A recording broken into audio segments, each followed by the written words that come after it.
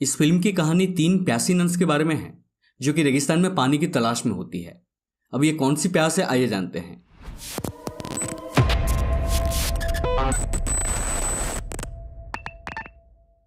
Film का नाम है द लिटिल आर्स।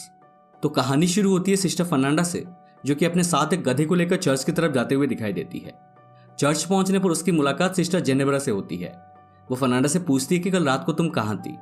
फर्नांडा कहती है कि वो उस गधे को पकड़ने गई थी जो कि चर्च से भाग गया था।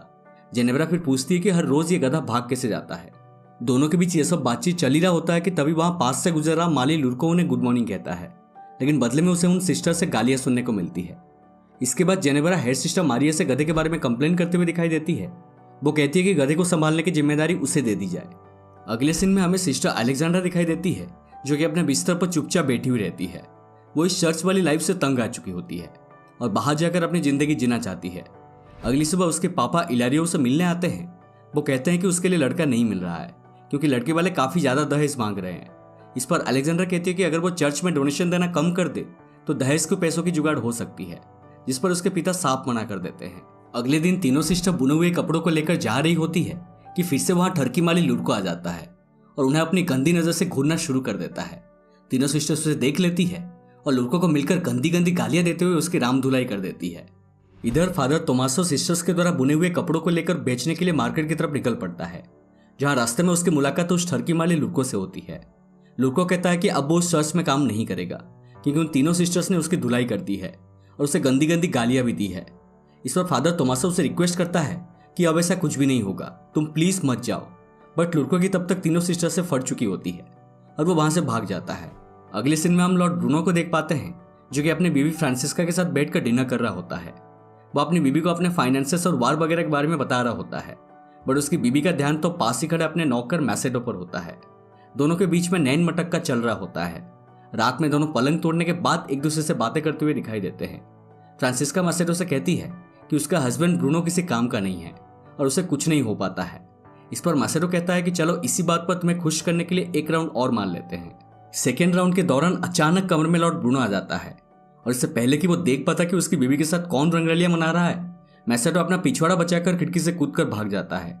लॉर्ड ब्रूनो उसका पीछा करते हुए नौकरों के क्वार्टर्स में आ जाता है जहां मैसेडो सोने का नाटक कर रहा होता है। लॉर्ड ब्रूनो सभी नौकरों के चेस्ट पर हाथ रखता है जिससे कि उसे पता चल जाता है कि कौन अभी दौड़ कर आया है। मैसेडो की दिल की धड़कन काफी तेज होती है, बट अंधेरा होने की वजह से लॉर्ड ब्रूनो उसे पहचान नहीं पाता कि वो कौन है। इसलिए वो मैसेडो का पोनीटेल काट देता है और कहता है कि सुबह होते ही उसे पता चल जाएगा। लॉर्ड ब्रूनो के जाते ही मैसेडो उठता है और अपने सारे साथियों की पोनीटेल काट देता है। सुबह जब लॉर्ड ब्रूनो उस गद्दार नौकर को सजा देने के लिए आता है तब उसे पता चलता है कि उसका चूतिया कट गया है।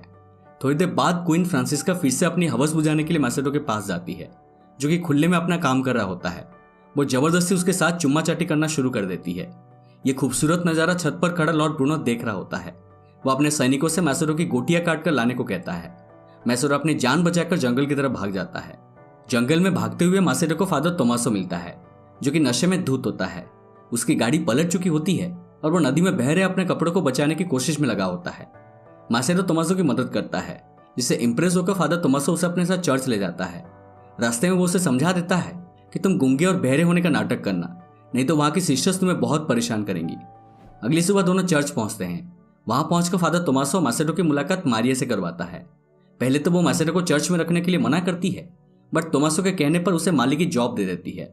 अगले दिन मैसेडो अपना काम कर रहा होता है कि तभी वहां सिस्टर फर्नांडा आ जाती है और मैसेडो के ऊपर हथियार तानकर उसके बारे में पूछताछ करने लगती है। दरअसल फर्नांडे को मैसेडो के बारे में कुछ भी नहीं पता होता है। तभी वहां सिस्टर मैरी आ जाती है और उसे बताती है कि यह नया माली मैसेडो है और गूंगा बहरा है। उसी रात फर्नांडा की एक दोस्त मार्ता उसे मिलने आती है और दोनों मिलकर अलेक्जेंडर के कमरे में जाकर शराब पीने लगते हैं। कुछ ही देर बाद जेनेवरा भी उन्हें ज्वाइन करती है। शराब पीते हुए चारों आपस में अडल्ट बातें करना चालू करते हैं, जहां मार्ता उन्हें सेक्स के चरम आनंद के बारे में अपने ज्ञान बांटती है। चारों काफी एंजॉय करते हैं और नशे में धुत होकर जेनेवरा फर्नांडा दोनों मिलकर एक कदम आगे बढ़ते हुए इंटीमेट भी होने लगते हैं। अगली सुबह मैसेडो जमीन की खुदाई कर रहा होता है कि तभी वहां सिस्टर अलेक्जेंड्रा आ जाती है। कुछ देर मैसेडो से बात करने के बाद अलेक्जेंड्रा अपने ऊपर से नियंत्रण खो देती है और मैसेडो के साथ खुले में ही किस करना चालू कर देती है। मैसेडो भी इस मौके का पूरा फायदा उठाते हुए अलेक्जेंड्रा के साथ एंजॉय करने लग जाता है कि तभी चर्च की घंटी बजती है और अलेक्जेंड्रा वहां से चली जाती है। इधर जेनेबरा और फर्नांडा कपड़े धो रही होती है तभी वहाँ अलेक्जेंडर भी आ जाती है। तीनों बीते रात के बारे में बातें करने लगते हैं और कहते हैं कि काफ़ी मज़ा आया। फर्नांडा अलेक्जेंडर से पूछती है कि तुम्हारे कपड़े इतने गंदे कैसे हो गए। अलेक्जेंडर कहती है कि वो उस गूंगे मैसेटो की गड्ढा खोलने में मदद कर रही थी। ये सुनकर जेनेवरा और फर्नांडा को यकीन नहीं होता है, क्योंकि पहले उन्होंने कभी भी अलेक्जेंडर को काम करते हुए नहीं देखा था। एक दिन जेनेवरा फर्नांडा और उसकी दोस्त मार्ता को जंगल की ओर जाते हुए देखती है। वो छुपकर उनका पीछा करते हुए जंगल में पहुंच जाती है, जहां दोनों बेलाडोना बना रही होती है। दोस्तों, अगर आपको नहीं पता कि बेलाडोना क्या होता है तो मैं बता देता हूं कि उनका मानना था कि बेलाडोना एक पत्ता है जिसका सेवन करने पर मर्दों को अट्रैक्ट किया जा सकता है। मार्ता फर्नांडा के आंख में बेलाडोना सिरप की 2 बूंदें डाल देती है और उसकी उंगली में एक छोटा सा कट लगाकर उसका खून पीने लगती है। ये सब कांड वहां झाड़ी में छिपी जेनेवरा देख रही होती है। इसके बाद फर्नांडा और मार्ता दोनों मैसेटो के कमरे में पहुंच जाते हैं, जहां मैसेटो घोड़े बेचकर सो रहा होता है। फिर हमें तीनों के बीच एक गर्मा गर्म थ्रीसम देखने को मिलता है। मार्ता और फर्नांडा अपनी हवस बुझाने में लगी होती है और इसमें मैसेटो भी बिना किसी भेदभाव के अपना पूरा योगदान दे रहा होता है। अपनी प्यास बुझाने के बाद दोनों वहां से चली जाती है।